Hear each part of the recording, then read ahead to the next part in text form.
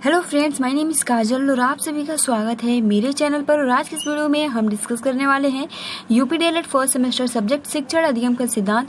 जैसे कि मैं आप सभी को बता दूं कि बिल्कुल हम शुरुआत से डिस्कस कर रहे हैं, जिसमें हमने लेसन 1 और लेसन 2 डिस्कस कर लिए हैं। आज के इस वीडियो में हम लेसन 3 डिस्कस करेंगे, जिसका नाम है शिक्षण के सिद्धांत। बहुत ही महत्वपूर्ण ये टॉपिक है। तो चलिए फ्रेंड्स शुरू करते हैं। उसके पहले आप वीडियो को लाइक कर दीजिए और अपने फ्रेंड्स मित्रों को शेयर कर दीजिए। चलिए फ्रेंड्स शुरू करते हैं।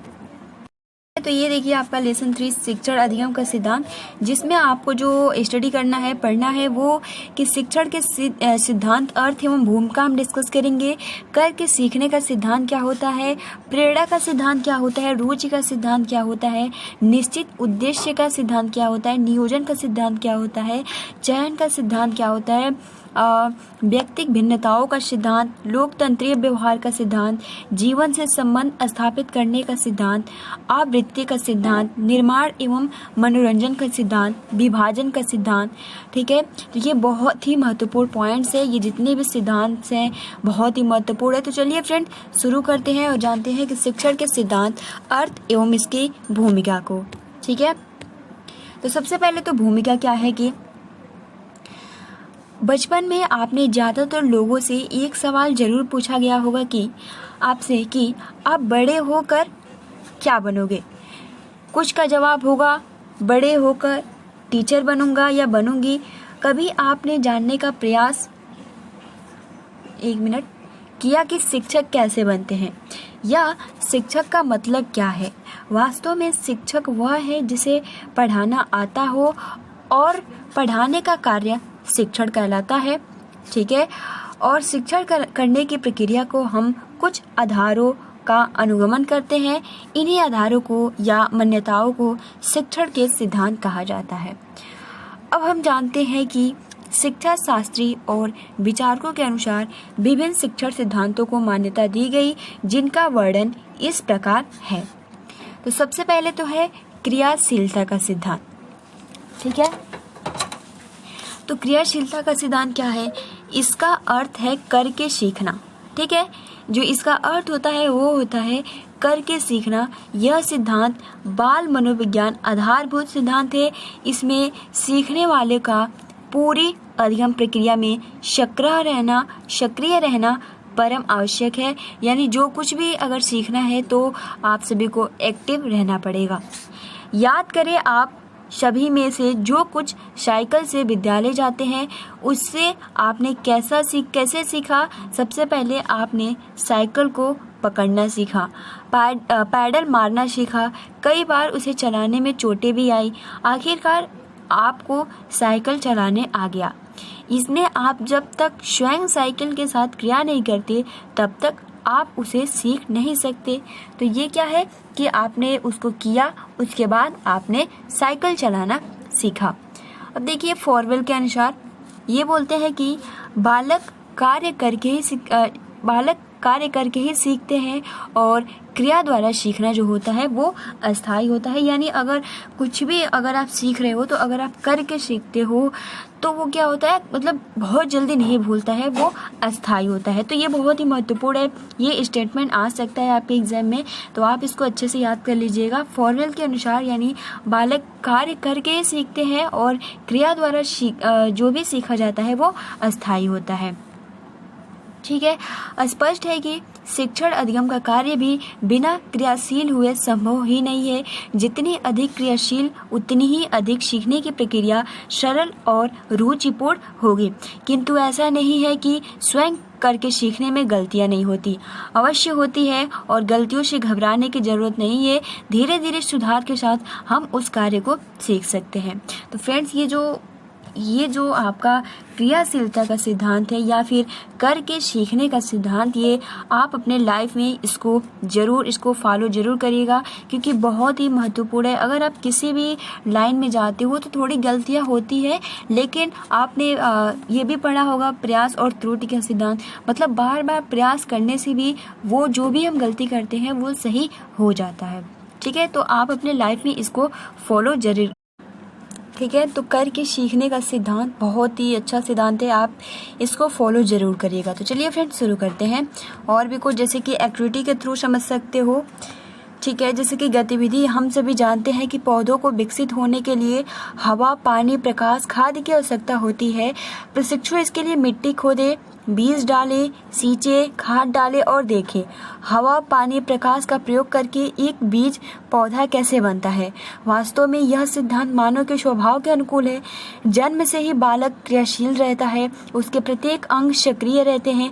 इस प्रकार सीखना तभी सफल होगा जब हम प्रशिक्षुओं को ज़्यादा से ज़्यादा करके सीखने का अवसर देंगे और मार्गदर्शन करके उनके व्यवहार में परिवर्तन करेंगे। तो जैसे कि मैं आप सभी को बता दूं, जैसे कि आपका डीएलएड है, डीएलएड फर्स्ट सेमेस्टर में है, आप सभी को इसमें इंटर्नशिप के लिए जाना होता है। तो क्यों जाना होता है कि अगर आपका प्रैक्टिस रहेगा, आपने पढ़ाया होगा, आपने किया होगा कि किस तरीके से मतलब पढ़ाया जाता है, तो दिक्कत नहीं होती है। तो इसलिए इंटर्नशिप के लिए आप सभी को एक मंथ के लिए भेजा जाता है। तो ये इसी सिद्धांत के अंतर्गत आता है।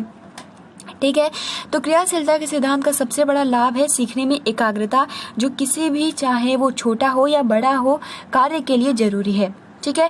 जैसे कि मॉन्टेसरी, किंडरगार्टन, डाल्टन, ऐसी ही कुछ पद्धतियां हैं जो क्रियाशीलता पर जोर देती है। महात्मा गांधी द्वारा चलाई गई बेसिक योजना तथा राष्ट्रीय पाठ्य चर्चा की रूपरेखा 2005 में करके सीखना को मूलभूत सिद्धांत के रूप में मान्यता दी गई थी। ठीक है। तो ये कुल एक्टिविटी कराया गया है। अब उसके बाद आप यहाँ देख सकते हो कि स्वयं करने से क्या होता है। तो हम कार्य या पाठ हम सीख जाते हैं, आत्मविश्वास बढ़ता है, व्यवहार परिमार्जन होता है। तो ये बहुत ही महत्वपूर्ण है। हम स्वयं अगर करते हैं तो हमें क्या उससे बेनिफिट होता है, क्या लाभ होता है। ठीक है। तो ये आपके हो गए 3 पॉइंट्स कि अगर हम स्वयं करके सीखते हैं तो हमें पाठ के बारे में बहुत ही अच्छे सीख जाते हैं। ठीक है। आत्मविश्वास बढ़ता है, व्यवहार परिमार्जन होता है। उसके बाद जो अगला आपका पॉइंट है वो है प्रेरणा का सिद्धांत। यानी प्रेरणा का सिद्धांत क्या है, इसके बारे में हम जानते हैं। अभी तक हमने जाना कि करके सीखने का सिद्धांत, अब हम जानेंगे प्रेरणा का सिद्धांत। ठीक है। तो प्रेरणा का सिद्धांत क्या है, इसके बारे में हम थोड़ा डिस्कस करते हैं। तो देखिए फ्रेंड्स, मानव स्वभाव से ही प्रशंसा, खुश और आलोचना से मायूस होना। ठीक है।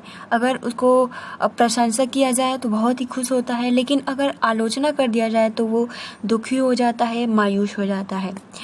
आप सभी ने जब परीक्षा में अच्छे अंक लाए होंगे तो गुरुजनों, माता पिता द्वारा शाबाशी दी गई होगी। प्रशंसा पाकर आपने और अच्छा करने का प्रयास किया होगा, प्रदर्शन या मेहनत करने की ठानी होगी और उसमें सफल भी हुए होंगे।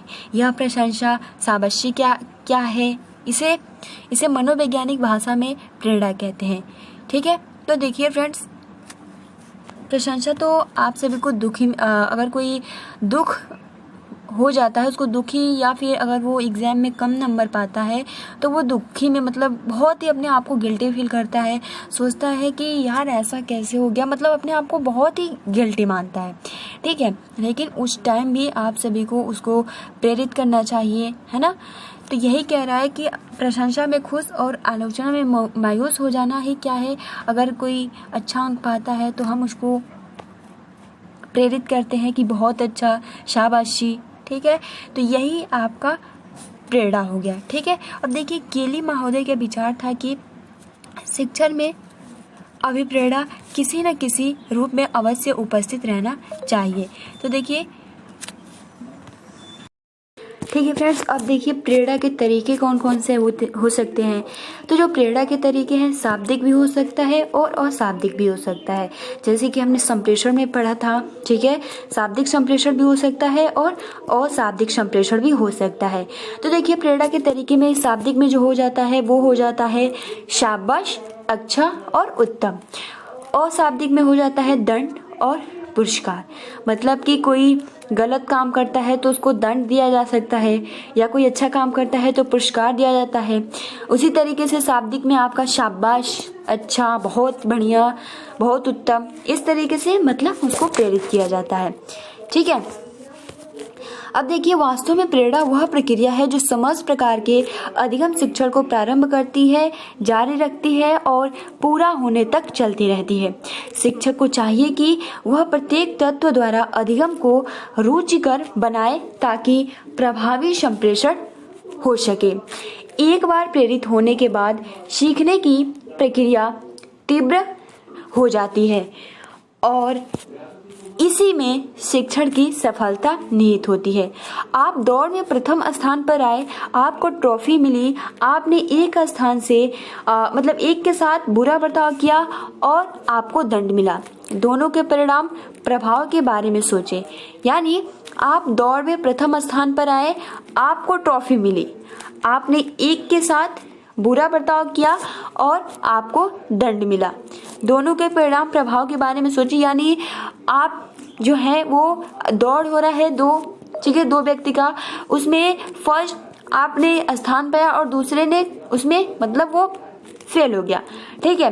तो वही एक के साथ तो हम बहुत ही अच्छे से उसको शाबाशी देते हैं, लेकिन जो फेल हो जाता है वो उसे हम क्या बुरा बर्ताव करते हैं।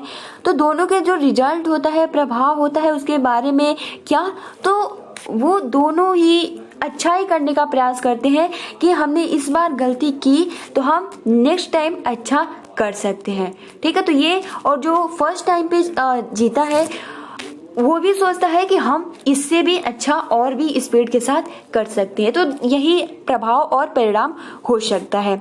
अब देखिए अगला है रुचि का सिद्धांत। तो रुचि का सिद्धांत क्या है, तो जैसे कि आप चर्चा कर सकती हैं कि आपने संस्कृत विज्ञान विषय ही क्यों लिया, ठीक है। मतलब कि हर किसी की रुचि होती है कि हाँ मेरा ये रुचि है, किसी को संस्कृत में रुचि है तो किसी को मैथ में, किसी को साइंस में। तो ये क्योंकि ये विषय आपको अच्छे लगते थे, इसके पढ़ने समझने में आपको बोरियत नहीं होती है। स्पष्ट है कि जिस कार्य में हमारा मन लगे यानी उससे हमारी रुचि है। रुचि के सिद्धांत का विचार यही है कि शिक्षण कार्य ऐसा हो कि सीखने वाला उसे तन्मय होकर सीखे और शिक्षक शिक्षण सामग्री को इस तरीके से प्रस्तुत करे कि जो कक्षागत अनुशासन बना रहे और अध्ययनकर्ता सीखने के प्रति सक्रिय रहे, ठीक है। तो देखिए रुचि पूर्ण शिक्षण की विधियां यानी जिज्ञासा, सहसंबंध और पाठ्य सहायक सामग्री, ठीक है। तो ये इस तरीके की विधियां जिसको आप अपना कर और जो भी आप सिखा रहे हो उसमें रुचि ला सकते हैं। आप सहायक सामग्री के द्वारा जिज्ञासा बढ़ाकर, संबंध बनाकर बहुत ही अच्छे से उनसे बहुत ही अच्छे से संप्रेषण करके और बता सकते हैं। और अगर आप अच्छे से उनसे वार्तालाप करेंगे तो क्या होगा ना, आप जो कुछ भी बहुत ही अच्छे ढंग से पढ़ाएंगे तो उनको उसमें रुचि आएगी और आसानी के साथ सीख सकते हैं, ठीक है। अब देखिए स्वयं करे व सीखे।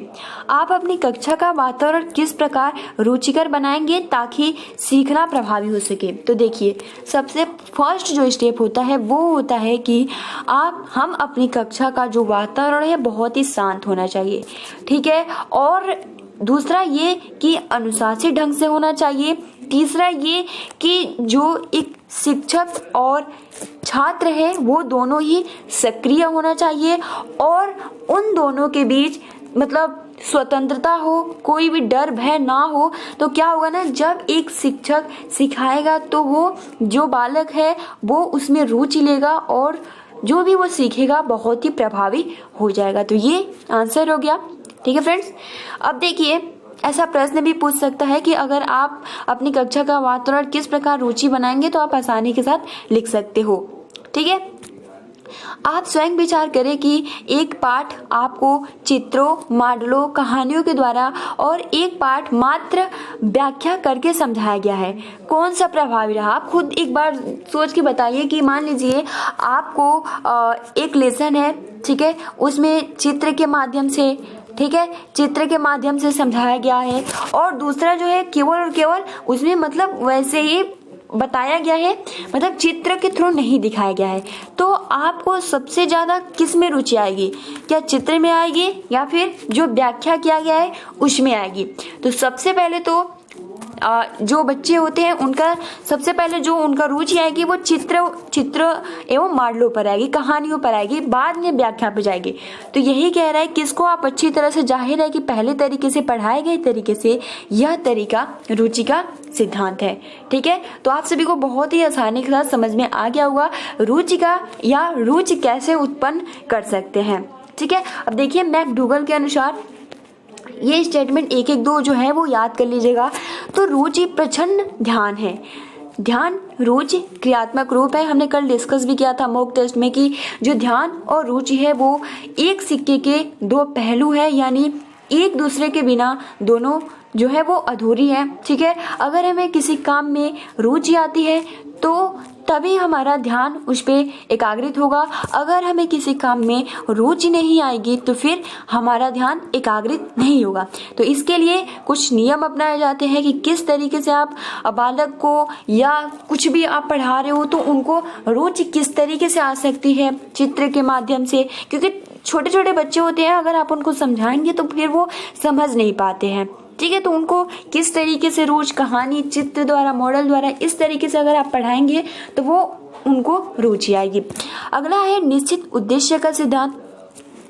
तो अगर हम सबको यह ज्ञान न हो कि हम यहाँ एक साथ क्यों एकत्रित हुए और क्या अर्जित करने आए हैं, तो यह केवल और केवल समय की बर्बादी है।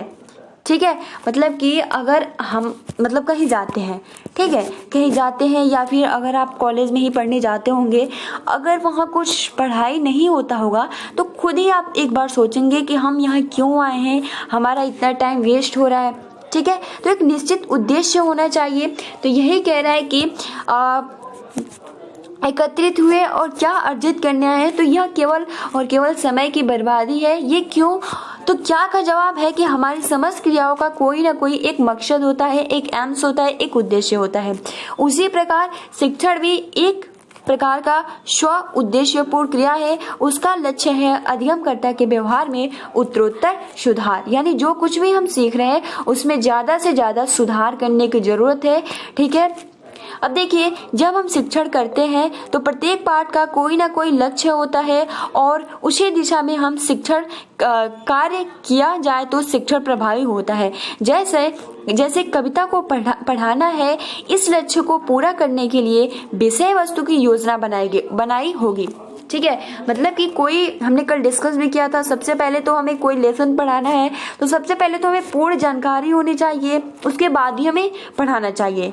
ठीक, तो यही कि यानी कोई कविता को पढ़ाना है, इस लक्ष्य को पूरा करने के लिए विषय वस्तु की योजना बनाई। ठीक है, नियोजनबद्ध तरीके से उसका प्रस्तुतिकरण करना होगा, अधिगम सामग्री का निर्माण एवं प्रदर्शन करना होगा, तभी कविता शिक्षण का लक्ष्य पूरा करेगा और संप्रेषण गुणवत्ता परक माना जाएगा। तो ये क्या होता है, आपका निश्चित उद्देश्य का सिद्धांत, यानी कुछ भी आप सीख रहे हो तो उसमें एक उद्देश्य होना चाहिए। एक उद्देश्य रहेगा तो फिर आप आसानी से उसमें आपकी रुचि आएगी, आप स्वयं करेंगे और जैसे ही आप करेंगे तो आपको प्रेरित किया जाएगा, आपको शाबाश बोला जाएगा। मतलब जितने भी आपके सिद्धांत है वो एक दूसरे से रिलेटेड है।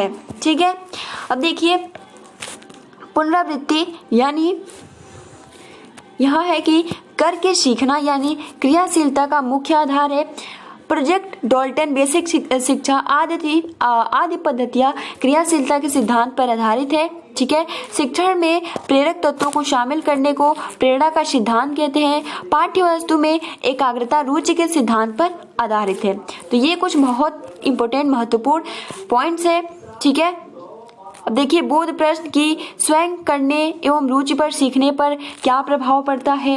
ठीक है, यानी स्वयं करने एवं रुचि का सीखने पर क्या प्रभाव पड़ता है। आप इसका आंसर बहुत ही, शिक्षण में प्रेरणा क्यों जरूरी है, तो देखिए फ्रेंड्स इसका जो आंसर हो जाएगा कि स्वयं करने एवं रुचि का सीखने पर क्या प्रभाव पड़ता है। तो जैसे कि हमने डिस्कस किया कि अगर हम किसी भी वस्तु को या किसी भी पाठ या किसी भी लेसन को हम खुद करके सीखते हैं तो वो ज्ञान क्या होता है, अस्थायी होता है। और ऐसा नहीं है कि हम पहली बार में ही वो काम किए और बिल्कुल सही हो जाएगा, ऐसा नहीं है। अगर हम काम वो कुछ भी अगर हम पढ़ रहे हैं तो हमको समझ में नहीं आ रहा है, लेकिन हम बार बार उसको पढ़ रहे हैं तो हमको आसानी के साथ समझ में आ जाएगा। अब बात करते हैं रुचि की। जब हम स्वयं किसी काम को, हम इसी से रिलेट करके आप सभी को अच्छे से समझा देते हैं, जब हम किसी काम को करते हैं, बार बार प्रयास करते हैं तो हम उसमें सफलता जरूर प्राप्त करते हैं। फिर अगर हम वो काम करेंगे तो क्या होगा, उसमें हमारी रुचि बहुत ही अच्छे से आएगी और हम बहुत ही आसानी के साथ उसको, जो भी पाठ्य वस्तु है, जो कोई भी वर्क है, हम बहुत ही आसानी के साथ सीख सकते हैं। ठीक है, तो इसका प्रभाव बहुत ज़्यादा पड़ता है। अगला पॉइंट है कि शिक्षण में प्रेरणा क्यों जरूरी है। तो देखिए फ्रेंड्स, शिक्षण में जब तक प्रेरणा ना रहे तब तक कोई भी स्टूडेंट उसको सीख नहीं सकेगा। देखिए सबसे पहला तो अगर इसे से रिलेट अगर उसने काम किया बार बार, जैसे कि एग्जाम्पल के लिए मैं अगर समझाऊं एक कहानी के थ्रू, तो देखिए कोई एक बालक है, ठीक है, वो कोई वर्क करना चाहता है, जैसे कि मान लीजिए वो कुछ बनाना चाहता है, कोई फिगर बनाना चाहता है, उसने बार बार प्रयास किया, मतलब किया सीखा, बार बार करने के बाद उसकी जो फिगर थी बहुत ही अच्छी बन गई, तो उसमें उसकी रुचि आने लगी। ठीक है, अब रुचि आने लगी और बार बार अगर कोई उसको प्रेरित ना करे, कि जैसे दूसरा कोई स्टूडेंट है और वो कहता है वाह बहुत बढ़िया शाबाश, तो क्या होता है कि जो ये है बहुत ही खुश होता है और ज़्यादा बनाने का प्रयास करता है। ठीक है, और उसको अच्छा लगता है और दूसरों को भी सिखाता है। तो ये आपका हो जाता है दोनों प्रश्नों का आंसर। ठीक है, अब देखिए नियोजन का सिद्धांत। तो नियोजन का सिद्धांत हमने जैसे कि प्लान योजनाबद्ध तरीके से पढ़ाना चाहिए।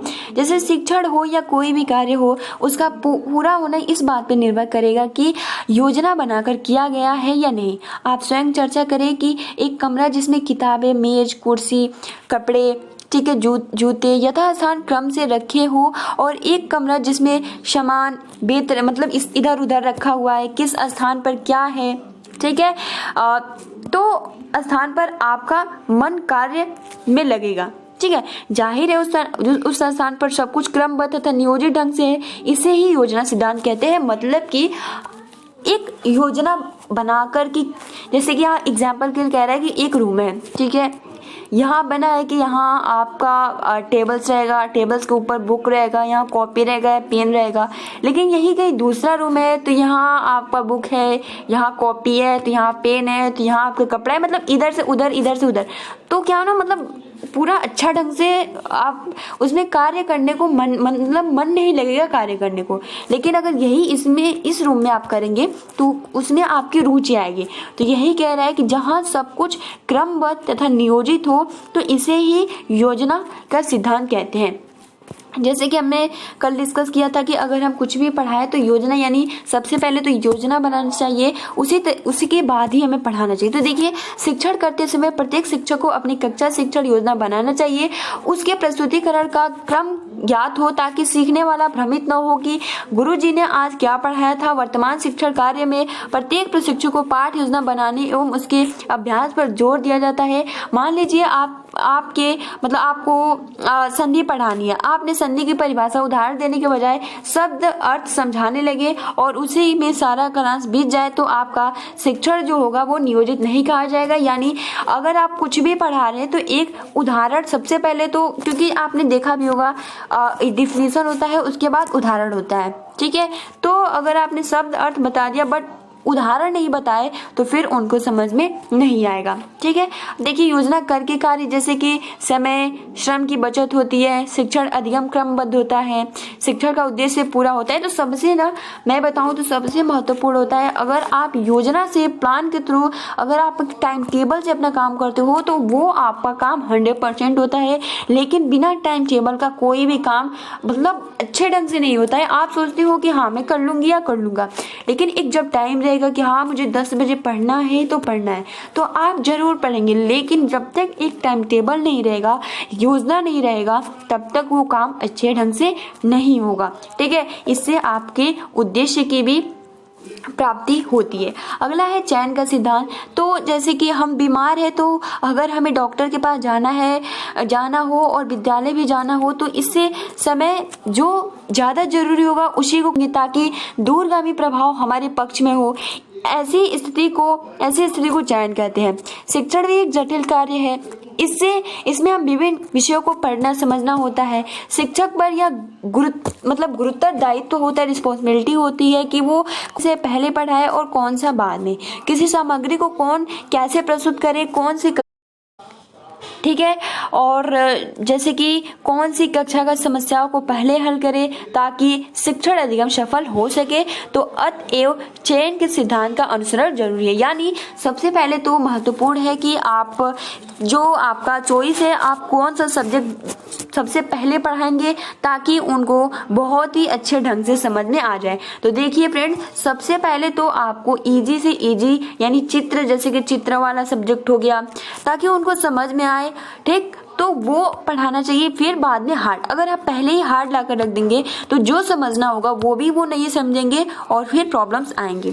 ठीक है फ्रेंड, तो आज के लिए इतना ही।